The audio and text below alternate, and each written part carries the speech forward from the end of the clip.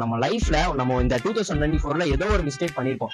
அந்த மிஸ்டேக்கை திருப்பி 2025ல அதை ரிக்ரெட் பண்ணி திருத்திக்கிட்டு நம்ம அதை மாத்திக்கணும் அப்படின்னு ஒரு விஷயம் எல்லாருக்குமே இருக்கும். சோ உங்களுக்கு என்ன விஷயம்? நம்ம நான் நிறைய தப்பு பண்ணியிருக்கேன். மேபி ஒர்க் விஷயத்துல அது எல்லாமே கிளியர் பண்ணிட்டு இந்த பிசினஸ் ரீதியா நல்லபடியா போகணும்னு ஒரு ஆசை. என் ஃப்ரெண்ட்ஸ் வந்து 2024ஓட என்ன விட்டு போறாங்க. அவனுங்கள மாதிரி ஒரு ஃப்ரெண்ட்ஸ் எனக்கு கிடைக்கணும்னு நான் வந்துட்டு ரொம்ப ப்ரே பண்ணிக்கிறேன். அதுவும் இல்லாம எனக்கு அந்த மாதிரி ஒரு ஃப்ரெண்ட்ஸ் கிடைக்க கூடாதுன்னு ப்ரே பண்றேன். ஏன்னா அவனுங்கள மாதிரி ஒரு பெயின் எனக்கு யாரும் கொடுத்தது கிடையாது. அப்படி ஒரு ஹாப்பினஸ் எனக்கு கிடைச்சது கிடையாது.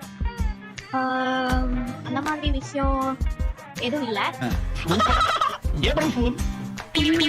ஆக்சுவலா நாங்க ஷார்ட் ஃபிலிம்ஸ் பண்ணிட்டு இருக்கோம். 2024ல ஒரு ஃபிலிம் கூட பண்ணல. ஆனா கமிட் மட்டும் ஆகணும். அந்த கமிட்மெண்ட்ஸ்லாம் நாங்க ஃபுல்ஃபில் பண்ணல அப்படின்ற ஒரு இது மட்டும் இருக்கு. இப்போ பண்ணிட்டு இருக்கோம். 2025ல அது கம்ப்ளீட்டா பண்ணணும். ஓகே, அதே மாதிரி 2025ல ஸ்ட்ரிக்டா ஒன்னு மெயின்டைன் பண்ணணும் அப்படின்னா எதை மெயின்டைன் பண்ணணும்? ஒருத்தி கூட மட்டும் இருக்கணும். தயவு செஞ்சு அவளுக்கு தெரியாம யார்ட்டையும் பேசிடாதீங்க, செத்துருவீங்க. கூலி போடுறத விடணும். கண்டிப்பா, சூப்பர் ப்ரோ. இது எல்லாத்துக்குமே ஒரு நியாயமான ஒரு பதில். எந்த விஷயம் மறக்காம இருக்கணும்னு நினைக்கிறேன். ஏன்னா சீக்கிரம் மறந்து போயிடுறேன் எல்லாத்தையும்.